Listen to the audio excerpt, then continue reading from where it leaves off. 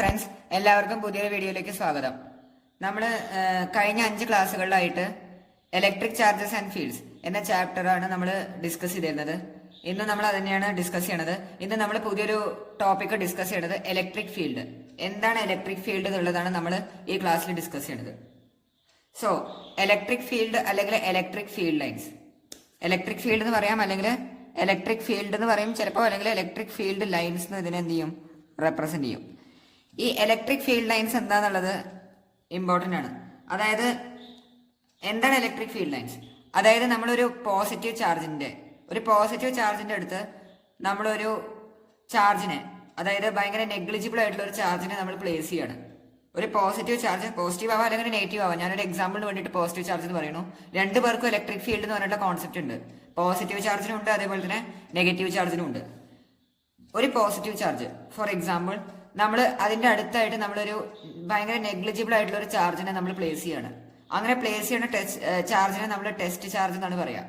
അതായത് ഭയങ്കര നെഗ്ലിജിബിൾ ആയിട്ടുള്ള ചാർജ്, അതിനെ നമ്മൾ എന്താ വിളിക്കുക, ടെസ്റ്റ് ചാർജ്.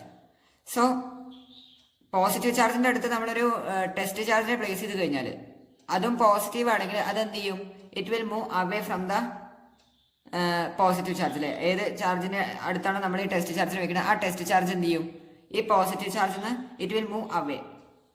അതേപോലെ തന്നെ നെഗറ്റീവ് ചാർജിൽ എന്താ സംഭവിക്കുക, ഇറ്റ് വിൽ മൂവ് ടുവേർഡ്സ്. അല്ലെ, ഒരു ടെസ്റ്റ് ചാർജിനെ നമ്മൾ പോസിറ്റീവ് ചാർജിന്റെ അടുത്തേക്ക് വെച്ച് കഴിഞ്ഞാൽ ടെസ്റ്റ് ചാർജ് നെഗറ്റീവ് ആണ്, അല്ല പോസിറ്റീവ് ആണ് അധികം ഉണ്ടാവുക. നമ്മൾ പോസിറ്റീവ് ചാർജിന്റെ അടുത്ത് വേറെ പോസിറ്റീവിനെ വെക്കുമ്പോൾ എന്താ ചെയ്യുക, റിപ്പൽ ചെയ്യാണ്ടോ ചെയ്യുക, അതാണ്. സോ ഒരു പോസിറ്റീവ് ചാർജിന്റെ അടുത്ത് നമ്മൾ ഒരു ടെസ്റ്റ് ചാർജിൽ പ്ലേസ് ചെയ്ത് കഴിഞ്ഞാൽ ആ ടെസ്റ്റ് ചാർജ് എന്ത് ചെയ്യും, it will move away from the positive charge and it will move towards the negative charge. So എത്ര ഏരിയയിലാണോ ഈ എഫക്റ്റ് നടക്കുന്നത് അതിനെയാണ് നമ്മൾ ഇലക്ട്രിക് ഫീൽഡ് എന്ന് പറയാം. ആ ഒരു ഫീൽഡ്, ആ ഒരു റീജിയണിൽ നടക്കണം, അല്ലെ, ആ ഒരു റീജിയണിലാണ് എന്ത് നടക്കുക, ഈ അട്രാക്ഷൻ ഓർ റിപ്പൾഷൻ നടക്കുക. സോ ആ ഏരിയനെയാണ് നമ്മൾ എന്ത് വിളിക്കുക, ഇലക്ട്രിക് ഫീൽഡ് എന്ന് പറയാം. ഇലക്ട്രിക് ഫീൽഡ് ലൈൻസ് എന്ന് പറയുന്നത് ഇമാജിനറി ലൈൻസ് ആണ്. അത് എന്താ വെച്ചാല്, ഒരു ഫ്രീ ആയിട്ടുള്ള ഒരു ടെസ്റ്റ് ചാർജിനെ നമ്മൾ ഫ്രീ ആക്കി കഴിഞ്ഞാൽ അത് it will move to away from the positive charge. അല്ലെ, ആ ഫീൽഡ്, അതിനെയാണ് നമ്മൾ എന്ത് വിളിക്കുക, ഇലക്ട്രിക് ഫീൽഡ് എന്ന് പറയാം. ഇലക്ട്രിക് ഫീൽഡ് അല്ലെങ്കിൽ ഇലക്ട്രിക് ഫീൽഡ് ലൈൻസ്.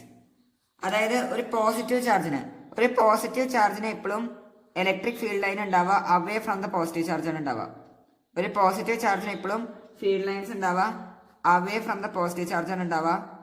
അതേപോലെ തന്നെ നെഗറ്റീവ് ചാർജിന് ടുവേർഡ്സ് ദ നെഗറ്റീവ് ചാർജ് ആണ് ഉണ്ടാവുക. ഇങ്ങനെയാണ് ഇലക്ട്രിക് ഫീൽഡ് ലൈൻസ് ഉണ്ടാവുക. ഇത് പോസിറ്റീവ് ചാർജിന്. നെഗറ്റീവ് ചാർജിന് ഉണ്ടാവുക ടുവേർഡ്സ് ആണ് ഉണ്ടാവുക. ഇങ്ങനെ ടുവേർഡ്സ് ആണ് ഉണ്ടാവുക. അതായത് ഈ ഏരിയയിൽ ഒരു എന്താണ് ടെസ്റ്റ് ചാർജിനെ നമ്മൾ പ്ലേസ് ചെയ്ത് കഴിഞ്ഞാൽ, അല്ലെ, പോസിറ്റീവ്, ഈ ഏരിയയിൽ നമ്മളൊരു ടെസ്റ്റ് ചാർജിനെ അങ്ങനെ പ്ലേസ് ചെയ്യാണ്. ടെസ്റ്റ് ചാർജ് അധികം പോസിറ്റീവ് ആണ് ഉണ്ടാവുക. സോ ആ ടെസ്റ്റ് ചാർജ് എന്ത് ചെയ്യാണ് ചെയ്യുക, പോസിറ്റീവ് ചാർജിന് ഇറ്റ് വിൽ മൂവ് അവേ. അതേസമയം ടെസ്റ്റ് ചാർജിന് നമ്മൾ നെഗറ്റീവ് ചാർജ് റീജിയന്റെ അടുത്ത് വെച്ച് കഴിഞ്ഞാൽ ഇറ്റ് വിൽ മൂവ് ടുവേർഡ്സ്. അല്ലേ, അതെന്ത് ചെയ്യാണ് ചെയ്യുക, നെഗറ്റീവ് ചാർജിന്റെ അടുത്തേക്കാണ് വരാം. സോ ഇലക്ട്രിക് ഫീൽഡിന്റെ ഡെഫിനേഷൻ നമ്മളോട് ചോദിച്ചു കഴിഞ്ഞാൽ എന്താ നമ്മൾ ഡെഫിനേഷൻ എഴുതാ, definition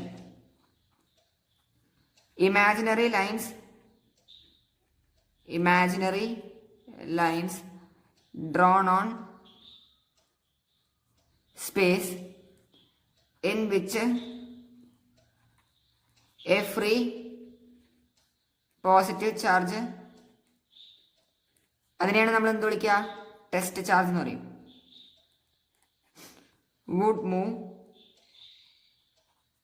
move if allowed to do so.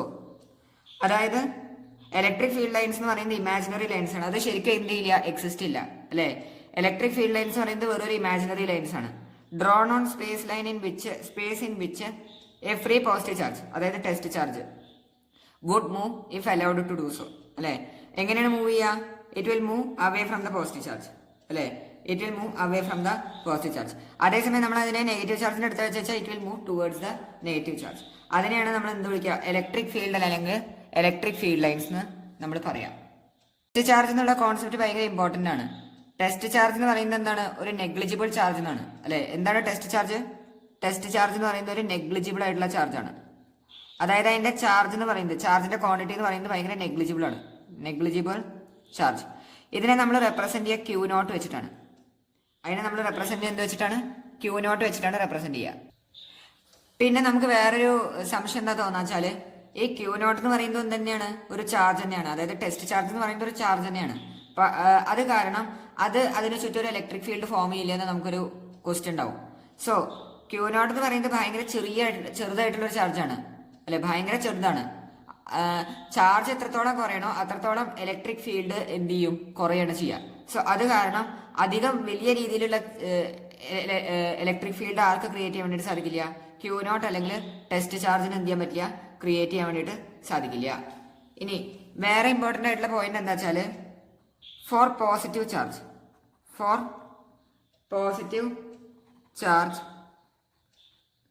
Positive ചാർജിന് എങ്ങനെയാണ് ഫീൽഡ് ഉള്ളത്? Field is radially outward. Field radially outward ആണ്. അതായത് നമ്മൾ പോസിറ്റീവ് ചാർജിനുണ്ടോ ഫീൽഡ് ലൈൻസ് എന്താണ്? പുറത്തേക്കാണ് പോണത് അല്ലെ. ഫീൽഡ് ലൈൻസ് പുറത്തേക്കാണ് പോണത്.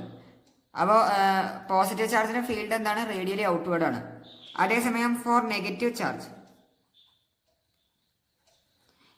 ചാർജിന് ഫീൽഡ് എന്താണ്? റേഡിയലി ഇൻവേർഡ് ആണ് അല്ലെ. Field is radially inward. Field എന്താണ്? റേഡിയലി ഇൻവേർഡ് ആണ്. ഇതൊരു ഇമ്പോർട്ടൻ്റ് ആയിട്ടുള്ള ഒരു പോയിന്റ് ആണ്. ഇനി അടുത്തതായിട്ട് നമ്മൾ നോക്കാൻ വേണ്ടി പോണത് ഒരു ക്യൂ ചാർജ്. അത് പോസിറ്റീവ് ആവാം നെഗറ്റീവ് ആവാം. അതെന്ന് ആർ ഡിസ്റ്റൻസ് ദൂരെ ഒരു പോയിന്റിൽ ഉണ്ടാവുന്ന ഇലക്ട്രിക് ഫീൽഡ് എത്രയെന്നാണ് നമ്മൾ അതിന്റെ ഇക്വേഷൻ എന്താണെന്നുള്ളതാണ് നമ്മൾ നോക്കുന്നത്. Intensity of electric field due to Q charge at a distance r from it.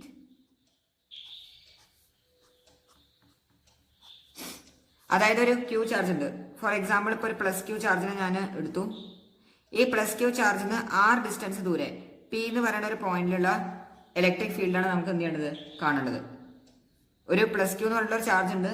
അതിന് ആർ ഡിസ്റ്റൻസ് ദൂരെ പി എന്ന് പറയുന്ന പോയിന്റിലുള്ള ഒരു എന്താണ്? ഇലക്ട്രിക് ഫീൽഡാണ് നമുക്ക് കണ്ടത്. സോ പി പോയിന്റിൽ നമ്മൾ എന്തിനെ പ്ലേസ് ചെയ്യും? പി പോയിന്റിൽ നമ്മളൊരു ടെസ്റ്റ് ചാർജിനെ പ്ലേസ് ചെയ്ത് കഴിഞ്ഞാൽ അല്ലെ, ആ ടെസ്റ്റ് ചാർജിന് ഉണ്ടാവുന്ന ഇലക്ട്രിക് ഫീൽഡ് അത് എത്രയെന്നാണ് കാണുന്നത്. അതായത് we want to get the intensity of a charge at P point away from R distance from plus Q അല്ലെ. പ്ലസ് ക്യൂന്ന് ആർ ഡിസ്റ്റൻസ് ദൂരെ ഈ പോയിന്റ് ഉണ്ട ഇലക്ട്രിക് ഫീൽഡാണ് നമുക്ക് എന്ത് ചെയ്യേണ്ടത്? കാണേണ്ടത്. സോ ഇലക്ട്രിക് ഫീൽഡിന്റെ ഇക്വേഷൻ എന്ന് പറയുന്നത് is equal to force on test charge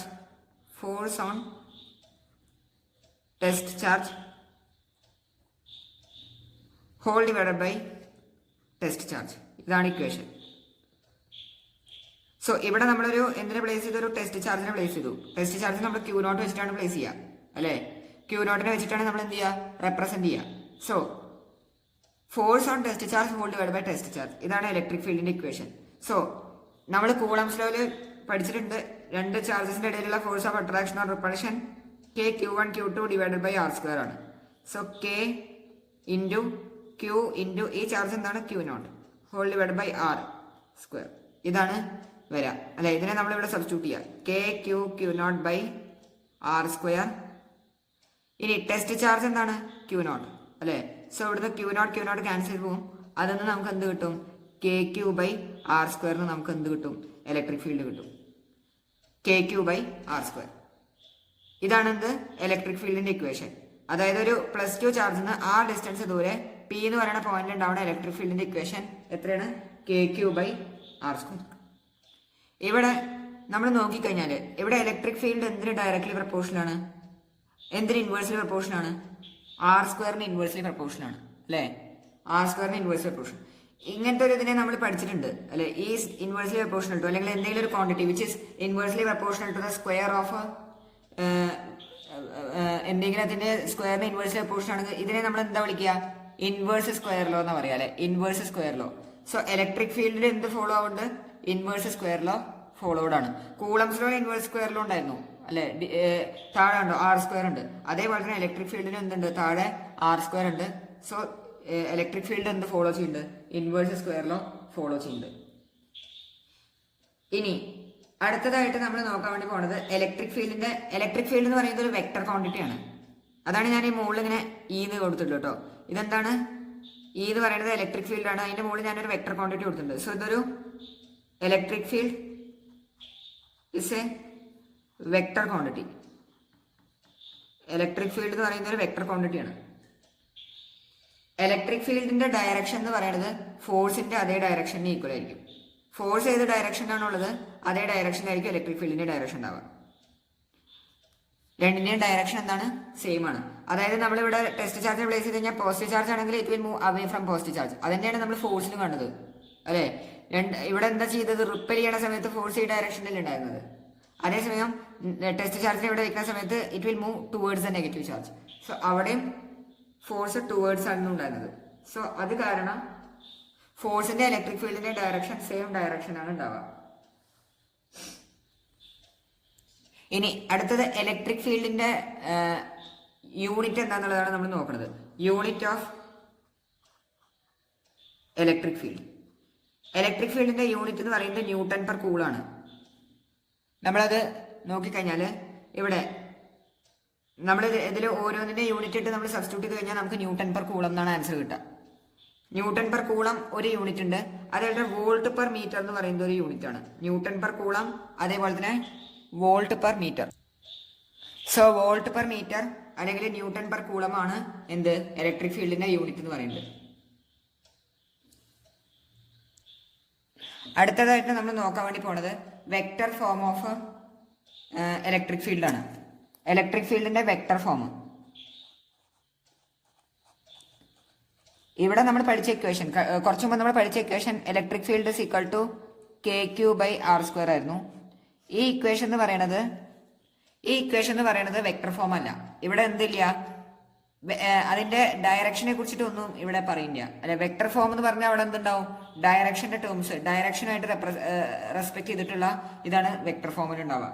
so vector ഫോമിന്റെ ഇക്വേഷൻ എന്ന് പറയുന്നത് നമ്മളോട് പരീക്ഷയ്ക്ക് ചോദിക്കാനുള്ളതാണ്.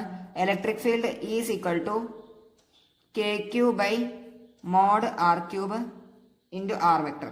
ഇതാണ് equation. KQ/mod R³ into R vector എന്നാണ് ഇക്വേഷൻ. ഇത് നമ്മൾ ന്യൂമറിക്കൽസ് സോൾവ് ചെയ്യാൻ വേണ്ടിയിട്ട് നമ്മൾ ഇത് യൂസ് ചെയ്യുക, നമ്മൾ ഈ ഇക്വേഷനാണ് യൂസ് ചെയ്യുക. ഇത് പക്ഷേ എങ്ങനെ വരേണ്ടത് ഉള്ളതാണ് നമ്മൾ ഹയർ സ്റ്റഡീസിനാണ് പഠിക്കുക. സോ വെക്ടർ ഫോമിലുള്ളത് ഇക്വേഷൻ എന്താണ്, ഈ ഇക്വേഷൻ പക്ഷേ പരീക്ഷയ്ക്ക് ചോദിക്കാറുണ്ട്. KQ/mod R³ into R vector. Vector form of electric field എന്ന് പറഞ്ഞിട്ടാണ് ചോദ്യത്തിൽ വരിക. സോ ഇതാണ് ഇക്വേഷൻ. പക്ഷെ ന്യൂമറിക്കൽസ് സോൾവ് ചെയ്യുമ്പോൾ നമ്മൾ ഇതാണ് യൂസ് ചെയ്യുക. അടുത്തത് നമ്മൾ നോക്കാൻ വേണ്ടി പോണത് പ്രിൻസിപ്പിൾ ഓഫ് സൂപ്പർ പൊസിഷൻ എന്ന് പറയണത് എന്താന്നുള്ളതാണ്. Principle of super position.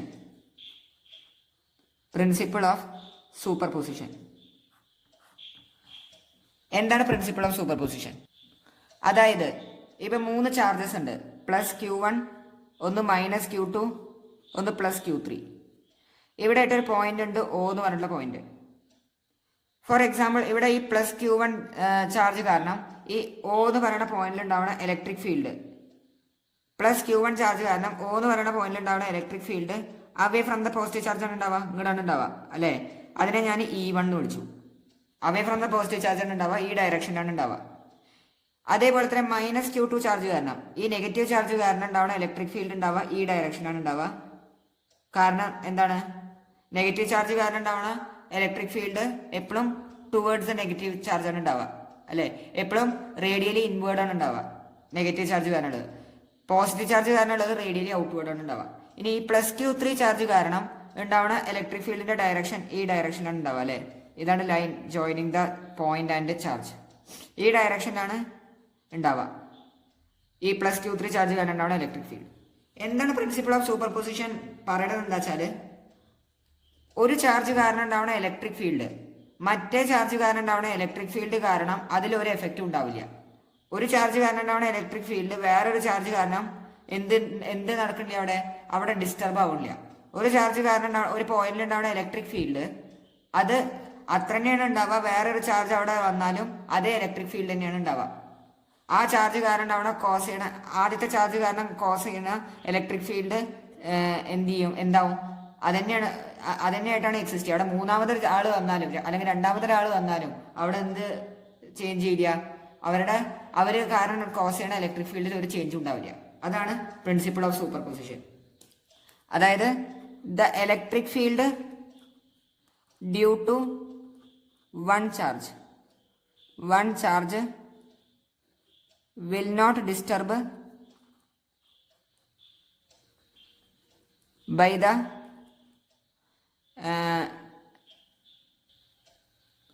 entry of another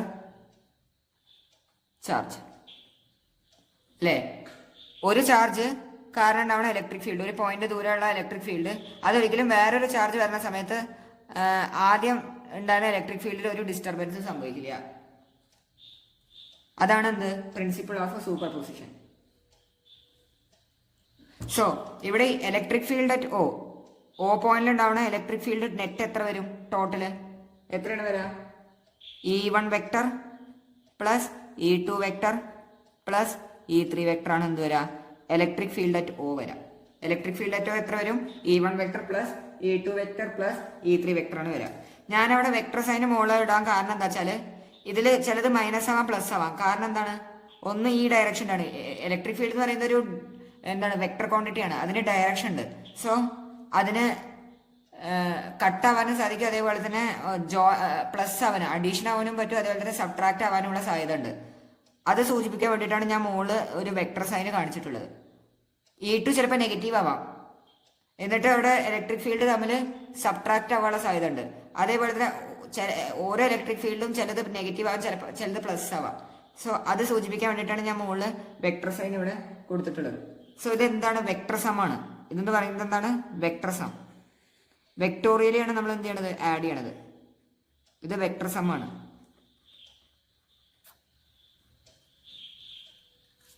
E1, E2, E3 ഇവരുടെ ഇടയിൽ പ്ലസ് തന്നെ വരണമെന്ന് നിർബന്ധമില്ല. ഓരോ ചാർജും ഓരോ ഇലക്ട്രിക് ഫീൽഡും എന്താണെന്നുള്ളത് അനുസരിച്ചിട്ട് അത് എന്ത് ചെയ്തുകൊണ്ടിരിക്കും? മാറിക്കൊണ്ടിരിക്കും. നമ്മളൊരു ചോദ്യം ചെയ്യാം.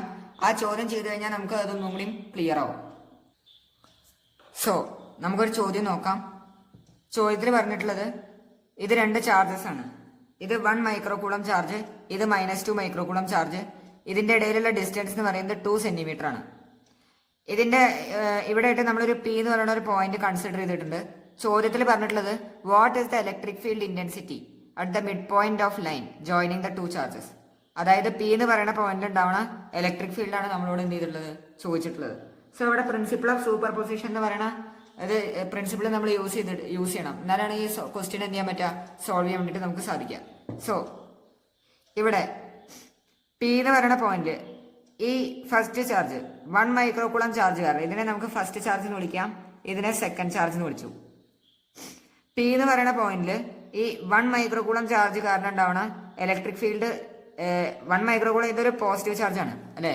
അത് കാരണം ഉണ്ടാവണ ഇലക്ട്രിക് ഫീൽഡ് ഞാൻ പറഞ്ഞു എന്താണ്? Electric field line is always away from the positive charge and towards the negative charge. So P പോയിന്റിൽ ഉണ്ടാവുന്ന electric field due to 1 microcoulomb charge എങ്ങനെ ഉണ്ടാവുക? ഈ ഡയറക്ഷനാണ് ഉണ്ടാവുക. അതിനെ ഞാൻ E1 എന്ന് വിളിച്ചു. അതേപോലെ തന്നെ -2 മൈക്രോകൂളം ചാർജ് കാരണം ഈ P എന്ന് പറയുന്ന പോയിന്റ് ഉണ്ടാവുന്ന ഇലക്ട്രിക് ഫീൽഡ് എങ്ങനെ ഉണ്ടാവുക? ടുവേർഡ്സ് ദ നെഗറ്റീവ് ചാർജ് ആണ് ഉണ്ടാവുക. കാരണം എന്താണ്? റേഡിയലി ഇൻവേർഡ് ആണ് നമ്മൾ പറഞ്ഞു അല്ലെ? Electric field lines are always radially inward അല്ലെ? ടുവേർഡ്സ് ദ നെഗറ്റീവ് ചാർജ് ആണ് ഉണ്ടാവുക. സോ അതിന്റെ ഡയറക്ഷൻ ഈ ഡയറക്ഷനിൽ വരും. അതിനെ ഞാൻ E2 എന്ന് വിളിച്ചു. സോ ഇവിടെ രണ്ട് ഇലക്ട്രിക് ഫീൽഡും ഈ ഡയറക്ഷനിലാണ് പോണത് അല്ലെ? രണ്ട് ഇലക്ട്രിക് ഫീൽഡ് ഈ ഡയറക്ഷനിലാണ് പോണത്. സപ്പോസ് ഇപ്പോൾ ഒരു ഇലക്ട്രിക് ഫീൽഡ് ഈ ഡയറക്ഷനും E1 ഇങ്ങോട്ടും E2 ഇങ്ങോട്ടും കാണിച്ചാല് നമുക്ക് എന്ത് ചെയ്യേണ്ടി വരും? ഒന്നിന്ന് മറ്റേതിന് എന്ത് ചെയ്യേണ്ടി വരും? മൈനസ് ചെയ്യേണ്ടി വരും. കാരണം ഇലക്ട്രിക് ഫീൽഡ് എന്ന് പറയുന്നത് ഒരു വെക്ടർ ക്വാണ്ടിറ്റി ആണ് അല്ലെ? ഇലക്ട്രിക് ഫീൽഡ് ഒരു വെക്ടർ ക്വാണ്ടിറ്റി ആണ്. അത് കാരണം നമുക്ക് വെക്ടർ സം ചെയ്യേണ്ടി വരും. സോ ഇവിടെ എന്താണ്? രണ്ട് ഇലക്ട്രിക് ഫീൽഡ് ഒരേ ഡയറക്ഷനാണ്. അപ്പൊ നമുക്ക് രണ്ടിനെ എന്ത് ചെയ്യാം? സിമ്പിൾ ആയിട്ട് ആഡ് ചെയ്യാം. രണ്ടും ഒരേ ഡയറക്ഷനിലാവുണ്ട്. സോ ഇവിടെ E1 എന്ത് വരും? E1 KQ/R അല്ലേ ഇക്വേഷൻ? KQ/R ആണ് KQ/R ആർ സ്ക്വയർ ആണ് ഇലക്ട്രിക് ഫീൽഡിന്റെ equation. KQ/R². So K into Q എന്ന് പറയുന്നത് 1 micro coulomb, 1 into 10⁻⁻6 whole divide by R. R എന്ന് പറയുന്നത് ഈ ഡിസ്റ്റൻസ് ആണ്. ഈ ഡിസ്റ്റൻസ് 1 സെന്റിമീറ്റർ ആണ്. ദാറ്റ് ഈസ് അതിന് മീറ്ററിലേക്ക് കൺവേർട്ട് ചെയ്താൽ 1 ഇൻറ്റു 10⁻²2 മീറ്റർ അല്ലേ. സോ ഇലക്ട്രിക് ഫീൽഡ് എത്ര വരും? കെയുടെ വാല്യൂ 9 ഇൻറ്റു 10⁻9 ഇൻറ്റു 10⁻6 ബൈ 10⁻² എന്ന് വരും. സോ ഇവിടെ മുകളിൽ എന്ത് വരും? 9 into 10⁻9 into 10⁻6 10⁻3 by 10⁻². That is എത്ര വരും? 9 ഇൻറ്റു 10⁵ എന്ന് വരും അല്ലേ. 9 ഇൻറ്റു 10⁵